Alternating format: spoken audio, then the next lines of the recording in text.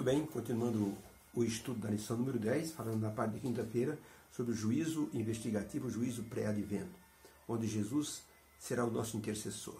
Ele assumiu a culpa do ser humano na cruz e agora ele intercede por todos aqueles que o amam, aqueles que fazem a sua vontade diante do Pai. Conta-se que havia um colégio onde havia muita bagunça, muita falta de disciplina e o conselho resolveu colocar um novo diretor. O novo diretor chegou, reuniu-se com todos os alunos, todos os professores e estabeleceu algumas regras para que houvesse disciplina. Havia muito roubo dentro da escola, roubo de material, de lanche. Então foi colocada uma regra de que aqueles que fossem pegos roubando alguma coisa receberiam 20 chibatadas nas costas nuas. Era uma espécie de um castigo um pouquinho assim duro para a época, mas o diretor esperava com isso colocar um pouco de ordem na bagunça que estava. Não é que deu certo assim a disciplina que foi imposta, porque tudo começou a entrar nos eixos. Até que um dia o menino levantou a mão e disse: professor, roubaram a minha merenda, o meu lanche. O professor disse: então eu quero que todo mundo fique agora na minha frente, eu vou investigar um por um de vocês. O diretor fez uma investigação e ninguém se declarou como culpado. O diretor disse: então agora eu quero que todo mundo feche os olhos. Eu não quero que ninguém aqui fique envergonhado. Então, a pessoa culpada venha para o meio da sala. E quando todos abriram os olhos, havia um moço franzino, magrinho, com a voz sumida. Ele disse: diretor, eu estava com muita fome e eu tive que me servir do lanche do meu amigo porque eu não aguentava mais. O diretor disse: já sabe o castigo? Ele disse: já. Retirou a camisa e foi para um canto da sala para receber as 20 chibatadas. Mas quando ele se aproximou do canto da sala, um garoto da sala de aula, robusto, forte, disse: diretor, com licença, eu pediria a gentileza que o senhor me desse assim a chance de substituir o meu amigo no castigo. É possível ver que ele é muito fraco, que ele está desnutrido, ele não vai suportar as 20 chibatadas. Pode bater nas minhas costas. E o moço então tirou a camisa, foi para o canto e recebeu as 20 chibatadas pelo amigo. Foi assim ovacionado por toda a classe. Ninguém esperava um sacrifício de tal magnitude. Por isso, podemos dizer que o Senhor Jesus Cristo, quando viu o ser humano condenado ao castigo eterno, o Senhor Jesus assumiu o risco de se ficar separado do Pai, porque ele assumiu os pecados do mundo inteiro. Ele tomou as pancadas em lugar do ser humano. E assim produziu assim uma justificação para que as pessoas possam estar um dia diante do Pai Celeste. O pecado, ele não pode ser uma prática comum do cristão. Se o cristão pecar, é como se fosse um acidente. Ele pede perdão a Deus, Deus o perdoa e Jesus intercede diante do Pai por aqueles que clamam pelo seu perdão. A cena de juízo que João viu no Apocalipse é retratada também no livro de Daniel. João disse: eu vi o tabernáculo aberto, o santuário aberto. Vi o ancião de dia sentado no seu trono.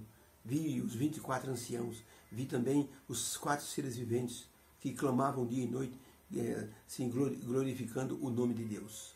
Ele disse: aí veio um cordeiro, um como filho do homem, semelhante ao cordeiro. Essa mesma expressão é usada por Daniel no capítulo 7. E a pergunta número 6 diz assim: na cena do juízo que o profeta Daniel viu no capítulo 7, qual o foco desse juízo e qual o veredito final para todos? O que aprendemos sobre o plano da salvação? Daniel 7, verso 9, 10, 13, 14, 22, 26 e 27.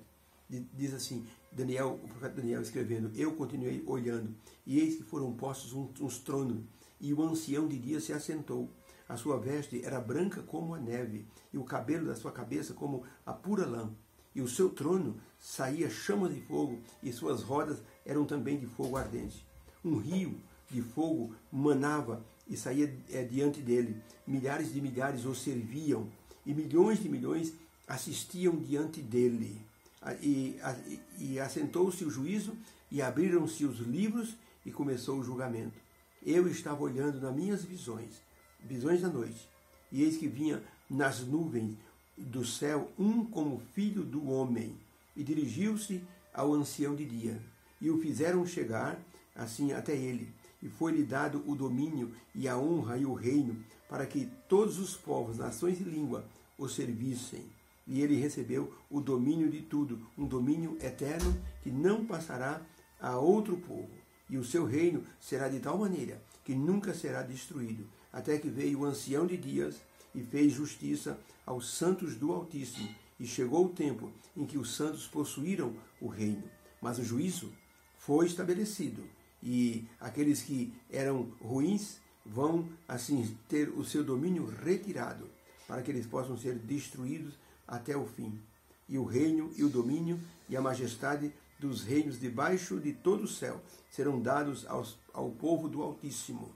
E o seu reino será um reino eterno, e todos os domínios o servirão e lhe obedecerão. Essa é a cena que o profeta Daniel viu, uma cena que mostra assim o juízo investigativo. Abriram-se os livros. O Filho do Homem, aquele que tem autoridade, aquele que foi empossado, aquele que assim recebeu toda a glória e o poder, ele se tornará assim aquele que vem reivindicar assim a posse do reino para os santos do Altíssimo. Os ímpios castigados e os santos serão abençoados com a salvação. Então, no juízo mencionado em Daniel 7, o foco é a justiça divina em favor do povo do Senhor e juízo contra os praticantes do mal.